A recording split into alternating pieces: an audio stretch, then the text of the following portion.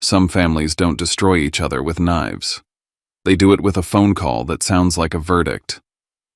A father declares he's dead, and you get nothing while a mother laughs like she just won a bet. And the target isn't just money, it's dignity, identity, and the right to belong in your own bloodline. There's a saying here, the truth doesn't need to shout, it needs receipts. So when family turns reality into a power play, is the move to stay quiet for the sake of a fake peace? Or stay calm long enough to drag the truth into the light at the exact right moment? Before we dive into today's story, let us know where you're tuning in from. It's always incredible to see how far these stories travel. And don't forget to subscribe so you won't miss what happens next in this journey. Now, let's listen to him from the heart. Some families don't destroy each other with knives. They do it with a phone call that sounds like a verdict. A father declares he's dead, and you get nothing while a mother laughs like she just won a bet. And the target isn't just money, it's dignity, identity, and the right to belong in your own bloodline.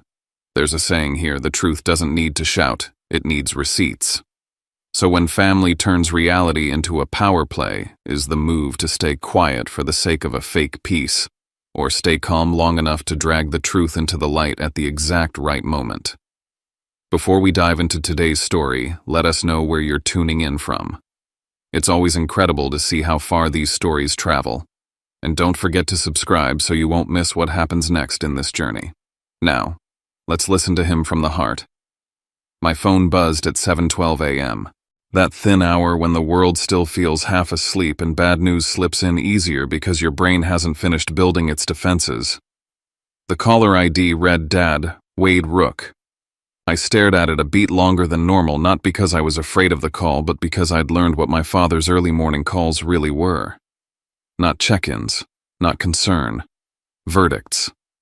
When my dad called this early, it meant one of two things: he needed something, or he was about to announce something like it was already settled, already stamped, already irreversible. Either way, he didn't call to talk.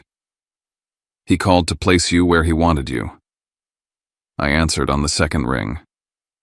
Hello. His voice came through flat and cold, like he'd practiced it in the mirror until it sounded clean. Grandpa died last night, he said. Funeral Friday. He left us everything. You get nothing. For a second, my body didn't do what it should have done. No inhale, no exhale.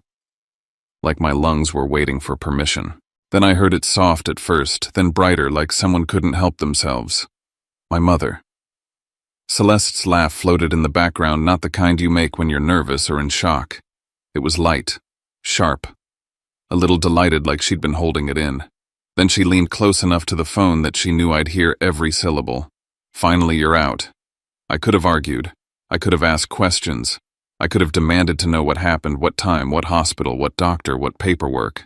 I could have done what they expected me to do: break open, plead, scramble, give them the satisfaction of seeing me destabilized. That's what my parents always counted on. That if they hit hard enough, I'd react loud enough for them to point and say, "See, he's the problem. He's always been the problem." I'd been wearing that label for years: unstable, difficult, dramatic. The kind of words that let people dismiss you without dealing with the facts. The kind of words that stick because they're hard to disprove in a family that's already decided who gets to be believed. So I didn't give them that. I looked down at my kitchen table and I pressed one button. Speaker. Then I set the phone down in the center of the table like it was a microphone in a courtroom. Not because I wanted the whole neighborhood to hear, because I wasn't alone. Grandpa Gideon Rook sat right next to me, alive, elbows, relaxed hands wrapped around his coffee mug like nothing on earth could move him unless he chose to move. He didn't look confused. He didn't look fragile. He looked ready. His skin was thinner than it used to be, veins standing up on the backs of his hands, but his grip was steady. His eyes were calm in that way that doesn't come from not understanding what's happening. It comes from understanding it too well. In front of him on the table was a thick sealed envelope. Not decorative, not sentimental. The paper was heavy, the kind lawyers use when they want a document to feel like it has weight before you even read it. There was attorney letterhead stamped in the corner and my name, my full name, written in neat, careful handwriting across the front. The seal wasn't a flourish. It was the kind that cracks when you break it. Evidence, not emotion. Beside the envelope sat a plain manila folder. Nothing dramatic about it. No labels screaming for attention. Just a thin folder, the kind you carry when you don't need theatrics because the paper inside can speak for itself. My dad kept talking, growing bolder in the space my silence gave him. "You thought you were smart," he said, as if this was a lesson he'd been waiting to teach. "Cutting us off trying to be independent. Now it doesn't matter. The house, the accounts, the land, everything is ours." In the background, my mom made a sound, half laugh, half scoff, like she was enjoying the way he said ours. I watched Grandpa's face closely, waiting for the flicker of surprise or grief or rage. It didn't come. Not the way you'd expect. There was only a small tightening near his jaw, like he was marking each sentence the way a judge marks a lie. My mother leaned closer again, sweetening her tone the way she always did when she wanted cruelty to sound like reason. "Come to the funeral," she said. "Or don't. Either way, you're not family anymore. Not family anymore." Like family was something they could revoke, like a membership card, like I hadn't been born into it, like I hadn't spent my whole life trying to earn a seat at a table that was always set for someone else. I kept my breathing slow on purpose.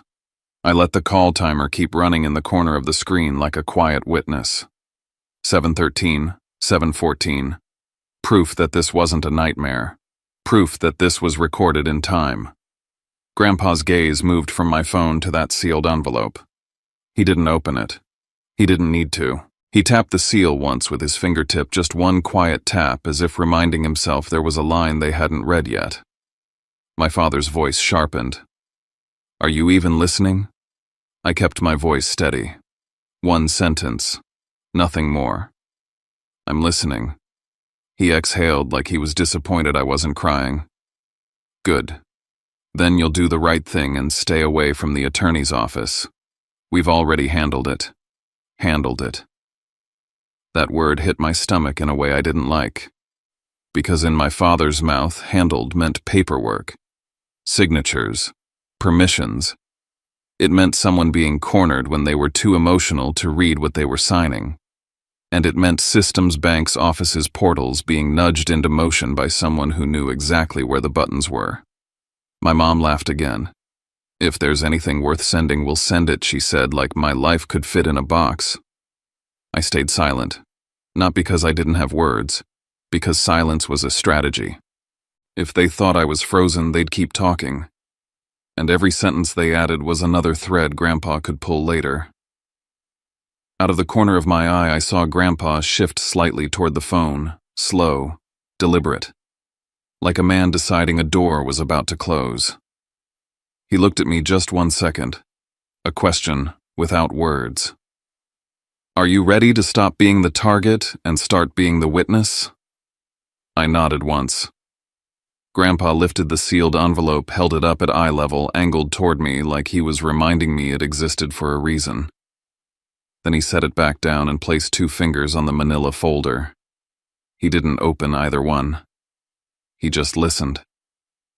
My father kept going the way he always did when he believed he was giving orders to someone who had no options. "Don't cause problems," he said.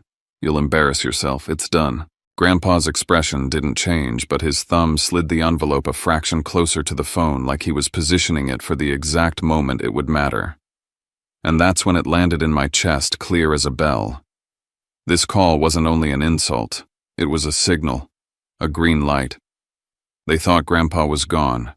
They thought whatever they'd handled was already in motion. They thought the story was written. But Grandpa was sitting right beside me, alive and calm, with legal paper on my kitchen table like a loaded weapon nobody else knew existed. I looked at his face, expecting anger. What I saw was something colder and more controlled than anger. Patience. The kind of patience that doesn't wait for things to get better. The kind that waits for the right moment to close a trap. My dad's voice cut through the speaker again, impatient now. "Are you going to say something?" He wanted a reaction. Anything he could shape into a narrative, later proof that I was unstable, irrational, emotional. That I didn't deserve to be taken seriously. I gave him nothing but the truth. "I'm listening." And then Grandpa moved. Not fast. Not dramatic. Just a slight lean toward the center of the table, toward the phone, toward the performance my parents were putting on like it was already a victory speech. Grandpa's voice wasn't loud. It didn't need to be. He said one word, clean, calm, sharp enough to split the room open. Hello. On the other end of the line, the laughter stopped so abruptly it felt like someone cut the audio with scissors. For 2 full seconds there was nothing. No mocking, no fake sympathy, no commands. Just silence and the faint crackle of a phone connection trying to hold up the weight of what had just happened. Then my father's voice came back thin, disbelieving. Dad. My mother didn't speak right away. I could hear her breathing short, sharp inhales like she was trying to decide whether to panic or perform. Grandpa didn't give her time to choose. I heard everything he said, the same tone he used when he taught me how to do things right the first time. Every word. My father snapped into recovery mode, talking too fast, like speed could rebuild control. Dad, this is a misunderstanding. We got a call. They said no. Grandpa cut in. 1 syllable firm as a stop sign. You didn't say you got a call. My father went quiet. Grandpa paused just long enough for the truth to breathe. You said you got everything. My mother slid in, then sweet as syrup over broken glass. Dad, thank God. We were so scared. We thought you laughed, Grandpa said. 1 sentence, 1 fact. It landed harder than any accusation. My mother's sweetness cracked. That wasn't, I'm sitting here. Grandpa continued, calm and unshakable, at your grandson's kitchen table, with a sealed envelope from my attorney. My father's tone shifted from theatrical to urgent. Why are you with him? He demanded. He's been poisoning you against us. I felt my jaw tighten. Poisoning. That word was always their favorite because it let them frame me as a contaminant instead of a person. Grandpa's eyes met mine for a beat. Then he looked back at the phone like he was speaking to strangers, not family. I'm with him, he said, because I knew you'd try something the moment you thought you could. My stomach tightened, not from fear, from recognition. Grandpa wasn't guessing. He was confirming. My father tried volume next, the way he always did when logic failed. Are you even thinking clearly? He snapped. Do you know what day it is? Grandpa didn't flinch. It's Tuesday, he said. And at 7:12 this morning you called and told him I was dead. He let that sit. Then he added, steady and precise, and you told him to stay away from my attorney's office. My mother's voice sharpened. We said that because he causes problems. He shows up and makes scenes. Grandpa's tone stayed flat. He shows up with documents, huh? That's what you're afraid of. My father made a sharp sound, half cough, half choke, like the air had turned on him. Grandpa didn't argue morality. He didn't say, how could you? He didn't beg them to remember love. He asked a procedural question. Why did my bank receive a death notification request at 6:48 a.m., he said. I felt my pulse spike. I turned toward him so fast my chair squeaked. I hadn't known that, not even a hint. My father answered with a stunned, what, like he'd genuinely hoped Grandpa couldn't see past the phone call. Grandpa slid the manila folder toward himself and opened it for the first time. Inside was a single printed page with a bank logo at the top and an alert header in bold. He tapped it once, then held it just above the table close enough that I could read the timestamp. 6:52 a.m. 4 minutes after 6:48. Grandpa spoke like he was reading from a ledger. This, he said, is an automated fraud alert. It hit my email at 6:52. 4 minutes after someone tried to initiate a deceased customer process under my name. My mother's voice went thin. That's not us. Grandpa didn't debate. He didn't raise his voice. He went straight to the line that mattered. It lists the submitting contact as... He paused, looked down, then said it with the kind of calm that makes guilt scream. My son's email. The kitchen felt smaller, like the walls had leaned in to listen, because my father wasn't just running his mouth on a call. He'd touched a system. And systems don't care about family. They care about logs. My father lunged for denial, loud and desperate. That's fake. He's showing you fake paperwork. Grandpa's eyes didn't blink. It came from the bank, he said, not from him. Then Grandpa leaned closer to the speaker and dropped his voice. Still calm, just colder. Here's what's going to happen, he said. At 9 a.m., I have an appointment at my attorney's office. He will be there, and this call will be played. My mother's breath hitched. My father tried to interrupt. Dad, you can't. You're done talking, Grandpa said. A short, sharp pause followed, like my father couldn't process being silenced. My mother tried one last pivot, voice trembling in the most strategic way. Dad, please. You're not well. You shouldn't be traveling. Let us handle it.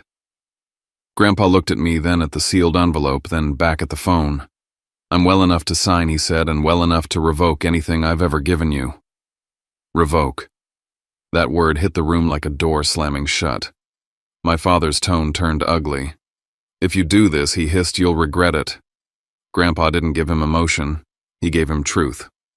I already regret what I tolerated, he said. Then he looked at me and spoke quieter, like he was giving me the one instruction that mattered. Put the call recording on. I tapped record.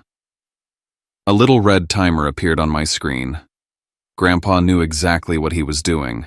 He wanted their voices, the laughter, the certainty, the cruelty, frozen in time, because people like my parents rewrite the past the moment the future stops obeying them. My father realized it too. His voice changed instantly, suddenly softer, suddenly careful. Dad, listen, he said. We can talk in person. Don't do this in front of strangers. Grandpa's eyes stayed steady. You already did it in front of strangers, he replied. You did it at the bank. And then for the first time since the call started, I understood the shape of what was coming. Oh, if they'd already reached into a bank and tried to start a death process under Grandpa's name. If they were bold enough to tell me he was dead while he sat alive beside me. If they were obsessed with keeping me away from an attorney. Then this wasn't the end of their plan. This was the opening move. My father paused, like he was calculating whether he could still win this with charm. Let's handle this quietly, he said at last. Grandpa didn't answer. He only slid the sealed envelope a fraction closer to the phone again, like a reminder that quiet wasn't something my parents got to choose anymore. And as the red timer kept counting up on my screen, one thought rose in my mind, sharp and cold. They didn't just want me out. They wanted the truth unreachable. The red timer on my screen kept running, counting up like a heartbeat you couldn't ignore. My father's voice had gone careful, trying to soften the edges he'd already sharpened too far. He was talking about handling things quietly, about not involving strangers, about family. The same word he'd used like a weapon 5 minutes earlier. Grandpa didn't answer him with anger. He answered with silence, the kind that forces a man to hear his own breathing. Then Grandpa reached across the table and ended the call with one clean tap. No goodbye, no argument, just a hard stop. For a second, the kitchen was too quiet. I could hear the faint electrical buzz from the light over the sink and the small creak of wood as Grandpa shifted in his chair. My hands were still trembling, but my mind was clear in a way it almost never is when my parents are involved. Clear, because the pieces had fallen into a pattern I couldn't unsee: the 6:48 attempt, the 6:52 alert, the 7:12 call, and the way they'd both tried to steer me away from a lawyer like a dog away from a bone. Grandpa slid the sealed envelope toward me, then the manila folder. Then he set my keys beside them, lining everything up like items on a checklist. Keys. Folder. Envelope, he said. He didn't say it like advice. He said it like a plan. I stood up so fast the chair legs scraped the floor. Okay, I managed. My throat felt tight, like I'd been swallowing glass for years and only now noticed. That's when my phone buzzed again, this time not a call. A notification I didn't recognize at first. Cabin camera, front porch motion. My skin prickled. The cabin was Grandpa's place up in Bridger Canyon, tucked into a stretch of pines and snow where the road narrowed and people only came if they belonged there. I tapped the alert. The live feed loaded in shaky bars, the image smearing as the signal caught up. For a few seconds, all I saw was gray and white and a blur of wood. Then it sharpened just enough for my brain to register what I was looking at. A man with a tool bag was kneeling in front of the lockbox mounted by the door. He wasn't Grandpa. He wasn't a neighbor. He moved with the steady, practiced motions of someone doing a job. Behind him, half in frame, half trying not to be, stood Trey Donnelly, my father's cousin. The one who always had a guy. The one who always talked about knowing how things worked, how paperwork could disappear, how the right phone call could make a problem go away. He was looking down the driveway like he was waiting for someone, or making sure no one else showed up first. My mouth went dry. "That's Trey," I said, and my voice came out smaller than I wanted. Grandpa leaned in beside me, eyes fixed on the screen. He didn't gasp. He didn't curse. He didn't even blink. He nodded once. Just once, small and controlled, like a man watching a trap, close exactly where he said it. "Record it," he said. I hit screen record. A red dot appeared in the corner. Proof on top of proof. On the feed, the locksmith shifted position, tried the lockbox again, then stood and gestured at the door like the lockbox was just step one. Trey motioned with his chin toward the cabin like he was done waiting. The man with the tool bag walked right up to the door. Something in Grandpa's face tightened, not fear, not panic. Offense. Like the audacity itself was what made his jaw lock. People like that, Grandpa said quietly, almost to himself, don't stop when paper fails. He reached into his coat pocket and pulled out a second phone. Not a smartphone. An old, no-nonsense kind of phone, the kind you kept charged for one reason: it always worked. He dialed a number that was already saved. A man answered on the second ring. "Sheriff's office. This is Gideon Rook." Grandpa said, voice steady. "I have a live camera feed showing an unlawful entry attempt at my cabin in Bridger Canyon. I'm alive. My son is falsely reporting my death, and there was an attempted death process initiated at my bank this morning under his email." The voice on the other end changed instantly. It wasn't just the name. It was the calm certainty in Grandpa's tone, the way he spoke like someone who understood procedure. "Mr. Rook," the deputy said, "where are you right now?" "On my way to my attorney," Grandpa replied, "but I need a unit dispatched to my cabin immediately." He gave the address from memory without looking at anything. Then he added one more line, crisp and deliberate. "I want the responding unit to note this. The death notification attempt was made at 6:48 a.m. Submitting contact was my son's email." "Understood," the deputy said. "We're dispatching now." Grandpa ended the call and looked at me. "We go to Hal first," he said. "We lock the paperwork. Then we go to the cabin. We lock the ground." I nodded because arguing felt pointless. Because he was right. A cabin could be broken into. A system could be manipulated. But if we got the legal filing in place first, my father couldn't outrun it with another phone call. I kept the cabin feed open as we moved around my kitchen, grabbing what we needed. Keys, folder, envelope, my phone, Grandpa's second phone. The sealed envelope stayed between us like something with its own gravity. On the feed, the locksmith's hand rose toward the door. And then faintly, so faint at first I thought it was camera glare blue, and red reflections began to flicker on the snow near the trees. The kind of light that didn't belong out there unless law enforcement was close. Trey saw it too. Even through the shaky frame, I could tell by the way his posture changed. He stepped back. His head snapped toward the driveway. He lifted a hand like he was signaling the locksmith to hurry up or stop something urgent. Something panicked. Grandpa stared at the screen without blinking. I swallowed hard, watching the moment stretch thin. Because suddenly this wasn't just my parents trying to erase me with a phone call. This was movement. Real time, real people, real crimes. And the worst part was how calm Grandpa stayed as he watched it unfold. Like he'd known all along the real fight wouldn't happen in my kitchen. It would happen at that cabin door. Grandpa drove even when I told him I could. He didn't argue. He just pulled his truck out of my driveway like the decision had already been made. The sealed envelope sat between us on the bench seat, my keys in the manila folder tucked close, and my phone propped in my hand with the cabin feed still running. I watched the locksmith step back from the door, watched Trey's head flick toward the driveway again, watched the red and blue reflections grow brighter. "Keep your head," Grandpa said, eyes on the road. "Keep the file." I didn't answer. I just sent the call recording into a separate folder on my phone and labeled it with the time 7:12 a.m. Then I emailed it to myself and to Hal Whitaker's office address that Grandpa had memorized like a safe combination. If my father wanted to make me look unstable, he wasn't going to do it by deleting a file from my phone. We reached downtown Bozeman while the sky was still that pale winter color that made everything look colder than it was. Hal Whitaker's office sat in a building that felt designed to keep emotion out. Glass doors, neutral carpet frame certificates, everything polished and beige enough that families could pretend they were civilized.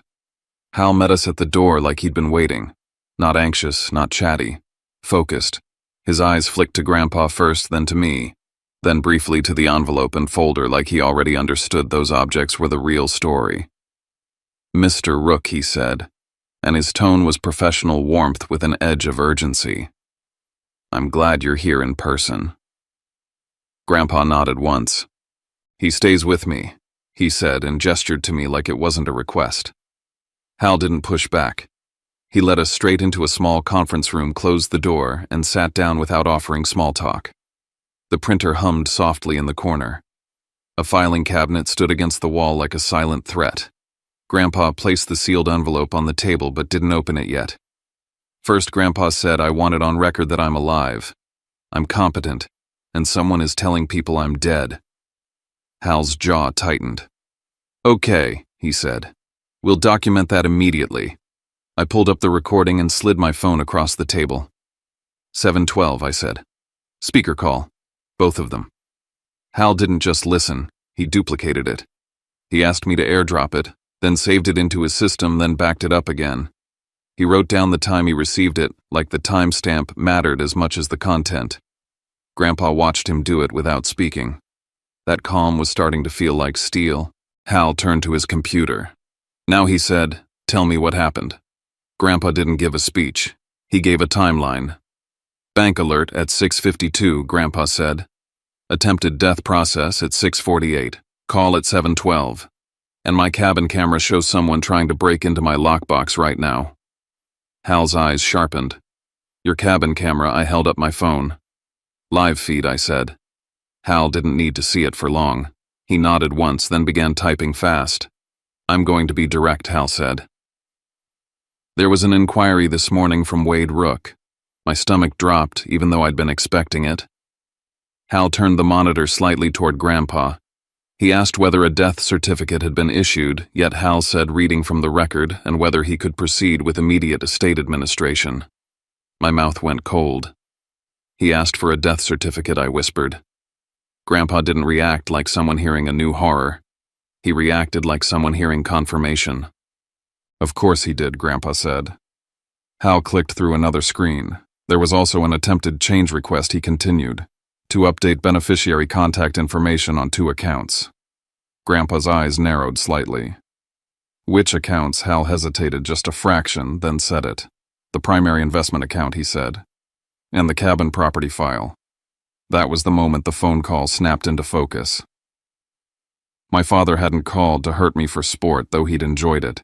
He'd called to occupy my attention while he moved on the real targets. He wanted me emotional, distracted, loud, so he could label me unstable while he tightened his grip on everything that mattered. Grandpa reached across the table and slid the printed bank alert toward Hal. The fraud alert with the logo, the timestamp, the language that looked sterile until you realized it could erase a man with one click. Hal read it and his expression changed. "This is real," he said quietly. "This is a fraud alert." Grandpa nodded. "It came from the bank," he said. "Not from him." Hal leaned back. "There's more," he said. "This wasn't just phone calls and inquiries." He turned his screen again and I watched my own pulse jump as I saw what he was pointing to. "Your father attempted access to your grandfather's estate portal," Hal said. "He tried a password reset using an older security question." My hands went numb. How would he know that Grandpa answered before Hal could? "Because Celeste filled out my forms," he said. For years. The room felt colder, not because I was surprised my mother had been involved, because it meant their access wasn't new. It was built. A foundation laid quietly over time. Hal looked up at Grandpa. "Do you have any reason to believe they have physical documents with your signature?" he asked. "Or anything that could be used to impersonate you?" Grandpa's gaze flicked to the cabin feed on my phone. "Yes," he said, "and they tried to get more this morning." As if the universe wanted to underline his point, my phone buzzed again with another cabin alert motion, stronger this time. I opened it, and the feed showed chaos tightening sheriff vehicles in the driveway, now lights flashing against patches of snow like blue knives. The locksmith stood stiff. Trey moved backward, eyes wild, calculating the woods. Hal took a slow breath, then looked at Grandpa. "You need to file today," he said. "Immediately." Grandpa placed 2 fingers on the sealed envelope. "Now we open it," he said. He broke the seal with steady hands. No tremor, no hesitation. He slid out a notarized amendment and a second page that looked heavier, stamped formal. He read one line silently, then pushed it toward Hal. "I want this filed today," Grandpa said. Hal scanned it and his face went still. "This appoints an executor," Hal said. "Not your son." Grandpa nodded, "And it restricts Wade's access." Hal added, reading deeper. "Explicitly. Across accounts and property." "Yes," Grandpa said, "because I know him." Hal set the papers in a tray marked urgent. "Once we file, he warned your son will be notified. He'll know you moved." "Let him," Grandpa said. Hal studied Grandpa for a moment like he was measuring competence the way courts did not, the way families claim to. Then he nodded. "All right," he said. "Next step, an affidavit stating you're alive and competent. We make it official." Grandpa didn't flinch. "Print it," he said. While Hal moved to his printer, I watched the cabin feed again. A deputy stepped out, one hand near his belt, posture controlled.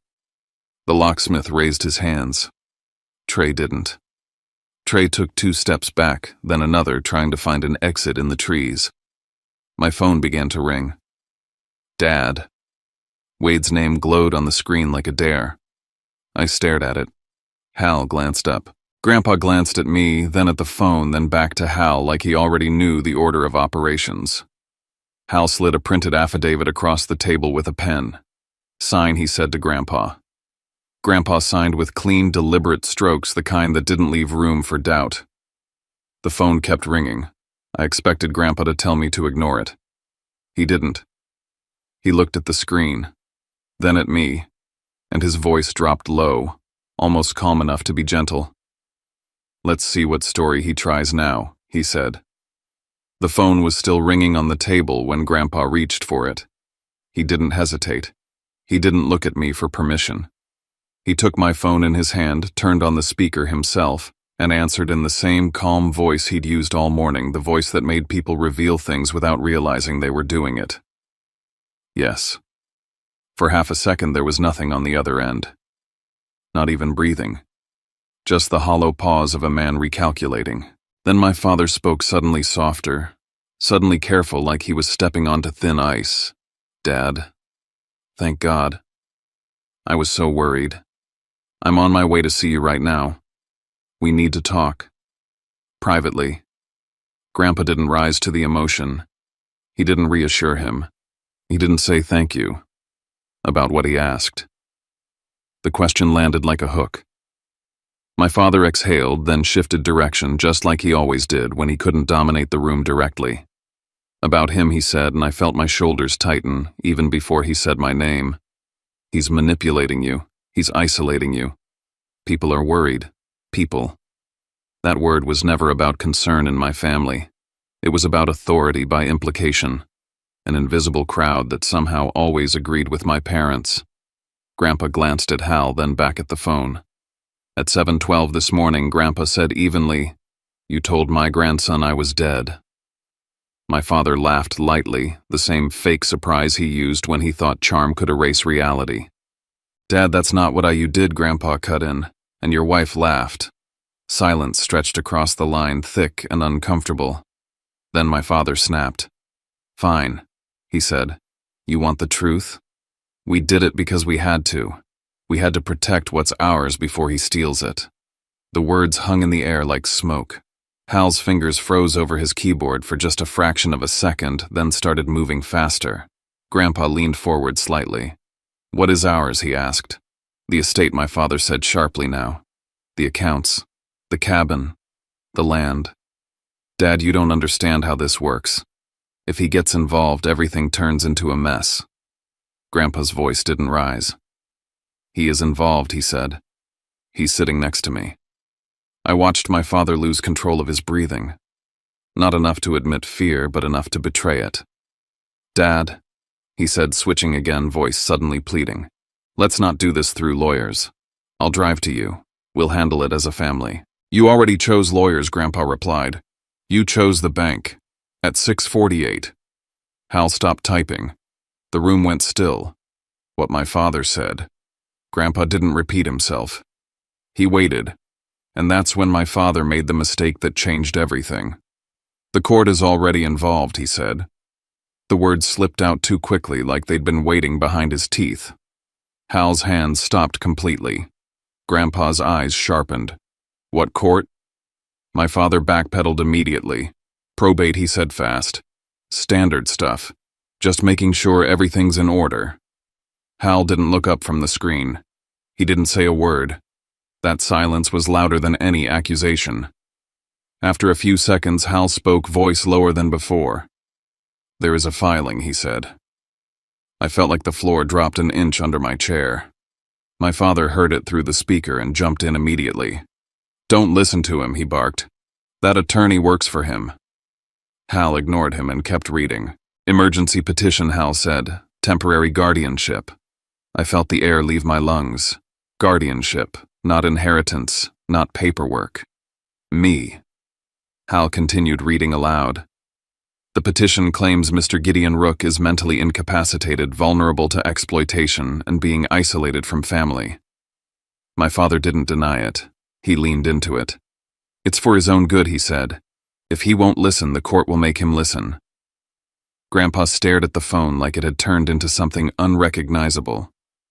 You tried to declare me dead at a bank, he said quietly. And when that failed, you tried to declare me incompetent. Hal scrolled further.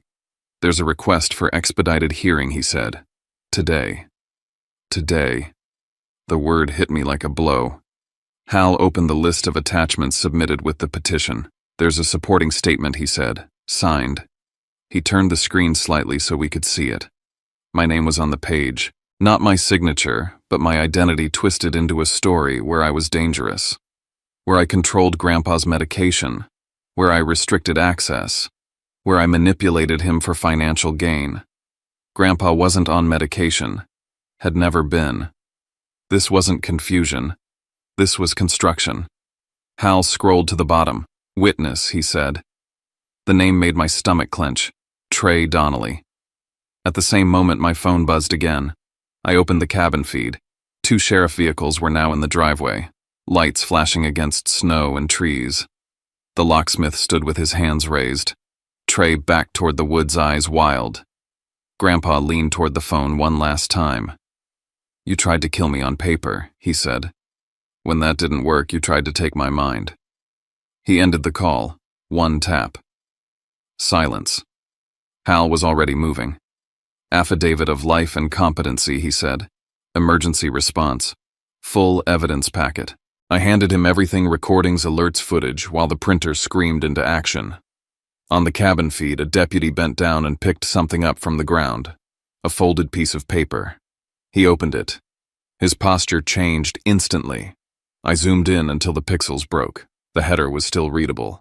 Temporary guardianship order. Draft. Hal didn't waste a second. He called the clerk of the court, directly identified himself, and spoke in the clipped, precise language that made it clear this was no longer a family dispute. We have an emergency response, he said. Evidence of attempted financial fraud, unlawful entry, and false statements submitted to the court. I need this attached to the file before the hearing. While he spoke, I transferred every file again, timestamps, recordings, screenshots, watching them upload like pieces locking into place.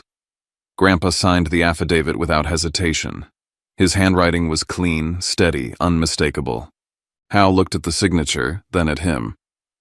"They listed the cabin as your current residence," he said. I felt sick. "They're trying to tie control of you to control of the property," Hal continued. "They don't need a long case. They need a fast reaction." We left the office less than 15 minutes later. The drive up Bridger Canyon felt unreal. I kept the cabin feed open, watching deputies secure the area. The locksmith sat on the porch steps, pale and shaking. Trey ran and was tackled halfway to the tree line. When we pulled into the driveway, the scene was worse in person. Scratches on the lockbox, fresh marks on the door frame. Deputy Ransom Holt stepped forward the moment he saw Grandpa. "Mr. Rook," he said, posture shifting instantly. "Sir, you're alive." "Very much so," Grandpa replied. The deputy nodded once. "We recovered several items," he said. "A printed guardianship order draft, a USB drive, 2 folders marked bank and property." My chest tightened. The deputy added, "Your son called earlier asking if we could confirm your death. When we refused, he said paperwork was coming." Paperwork. Trey sat in cuffs near the truck. When asked who sent him, he hesitated, then cracked. "Wade," he said. The locksmith admitted he'd been hired by a family member to open the lockbox. I stood on the porch staring at the door like it had been wounded. Grandpa stepped beside me, then reached into his coat. The sealed envelope was still there. "Open it here," he said. My hands shook as I held it. "They tried to steal the ending here," Grandpa continued. "So this is where it opens." I looked at the clock on my phone. The hearing was getting closer, and for the first time that day I wasn't afraid. I was ready. Deputy Ransom Holt treated the porch like a crime scene, not a family mess. He photographed the scratched lockbox, the fresh gouges on the doorframe, the boot prints that didn't belong, the camera mount, the motion timestamps. He logged the locksmith's name, the tool bag, the call history on the locksmith's phone if he'd allow it, and the exact minute Trey Donnelly bolted for the trees. I handed Holt my screen recording and the lockbox tamper log, and I made him repeat the key times back to me when the alert hit my phone, when the first unit arrived, when Trey ran. I didn't want a story. I wanted a timeline. Grandpa stood close shoulders, square voice level. "Put this in your report," he told Holt. "Owner is alive. And there's proof someone initiated a death process at my bank under my son's email." Holt nodded and wrote it down. The folded paper the deputy had found earlier, the one that turned his posture stiff, sat on the patrol hood in an evidence sleeve now. The header was still visible through plastic temporary guardianship order, draft, not a court-issued order, a prepared ambush. Grandpa looked at me then at the sealed envelope in my hands. "Open it here," he said. "Here." My voice came out thin. "Here," he repeated. In front of him. In front of the record. My fingers shook as I broke the seal. The crack sounded louder than it should have, like a branch snapping in winter air. Inside was a notarized amendment, clean, direct, built like a barricade. I held it so Deputy Holt could see the title and the notary stamp before I read. The document didn't dance around the truth. It named my father. Wade Rook, restricted. Barred from initiating changes, accessing accounts, or presenting himself as decision-maker. It referenced attempted fraud as cause with dates and language meant to survive scrutiny. Then came the part that made my stomach settle in a hard, strange way, an immediate freeze provision. The executor named in the amendment had authority to contact the bank and any asset custodian and lock down access at once. No waiting. No "we'll review." No room for my father to sprint ahead with another urgent request. Deputy Holt read over my shoulder, eyes narrowing, then gave a short nod. "That's clear," he said. "Real clear." I kept turning pages until I reached the bottom. Grandpa's handwriting was there, dark ink, steady strokes. 2 lines, no speeches, no pleading. "If anyone claims I'm dead, call the sheriff. If anyone claims I'm incompetent, play the recording." My throat tightened. Not because it was poetic, because it was exact. Grandpa had predicted both attacks declare him dead, then declare him unfit, and he'd built the counter before they even moved. Deputy Holt asked for copies. I took photos, emailed them to Hal Whitaker, and noted the time, the recipient, and the case number Holt gave me. Every handoff documented. Then Holt's gaze shifted to the evidence bag with the USB drive they'd recovered from Trey. We did a quick look to identify contents, he said. Not full analysis. Just enough to understand what it is. He told us what he'd seen: folders labeled by date, drafts of statements, a checklist of steps. Not something typed up in panic this morning. Planning. Organization. And there's a template in there, Holt added, for bank communication. It references a deceased process. My skin went cold again. It matched the 6:48 attempt and the 6:52 alert like puzzle pieces clicking into place. There's also a narrative about you, Holt said, glancing at me. Same language as the guardianship filing your attorney mentioned on the phone. I exhaled slow, then texted Hal. USB appears to contain dated prep bank templates and drafted statements mirroring guardianship allegations. Sheriff has custody. Case number attached. My phone buzzed again. Not an alert. A call. Unknown number. For a moment, old reflex tried to rise, answer, defend, explain. Grandpa's hand touched my wrist, light but firm. From here on out, he said quietly, everything spoken has to stand up in front of a judge. I let it ring. By the time we left the cabin, the evidence wasn't scattered anymore. It had labels, timestamps, and custody. Deputy Holt had the draft order sealed, the USB bagged, the folders marked bank and property logged, the locksmith's statement recorded. Trey's admission, Wade sent him written down. Hal Whitaker met us at the courthouse with a stack of printed filings and a calm that felt earned. He had everything: the 712 call recording the bank fraud alert, with the 6:52 timestamp screenshots tying the attempt to Wade's email. The cabin footage, the tamper logs, the photos of forced entry, the draft guardianship paper recovered at the scene, and a written summary from the sheriff's office that Wade had called asking for confirmation Grandpa was dead and mentioned paperwork coming. Grandpa walked in beside us like a man stepping into his own house. Not fast, not frail, present. The hearing moved quickly because that's what emergency means when someone wants the court to act before the full picture exists. Hal didn't let it stay narrow. He built a straight line of time the judge couldn't ignore. 6:48 a.m. death process initiated at the bank. 6:52 a.m. fraud alert sent to Grandpa. 7:12 a.m. call claiming Grandpa died with laughter and an instruction to keep me away from counsel. Later that morning, locksmith and Trey at the cabin draft guardianship order printed and present tools on the porch, forced marks on the door. Hal played a short piece of the recording, just enough. My father's cold announcement. My mother's laugh. Finally, you're out. Not grief, not confusion. Celebration. Then Hal laid out the bank alert and the submitting contact, then the cabin evidence, then the draft order found on site before any judge had ruled, then the sheriff's note about Wade calling to confirm a death that hadn't happened. Grandpa spoke for himself when asked about capacity. He answered cleanly. He named dates. He explained why he was here. He stated what he signed and why. He described the envelope he brought, the reason he told me to record, the reason he called law enforcement. He didn't sound coached. He sounded certain. When the judge asked why guardianship was needed today, Hal didn't argue emotion. He argued motive and method, a rush to seize authority before anyone could challenge it. The petition didn't hold up under its own weight after that. The claims about medication collapsed when Grandpa stated he wasn't on any. The claims about isolation collapsed when the timeline showed Wade wasn't shut out, he was moving behind systems trying to lock others out. The judge denied the emergency guardianship request. Hal then asked the court to note on the record that Grandpa was alive, competent, and acting of his own will, and that any future attempt to claim otherwise should be viewed in light of the documented bank attempt, the recorded call, and the coordinated activity at the cabin. The judge agreed to formalize what could be formalized. Afterward, Hal moved fast on the practical protections. He sent the notarized amendment and the freeze instructions to the bank and the investment custodian, and he placed restrictions on access tied to Wade and Celeste's names. He confirmed receipt.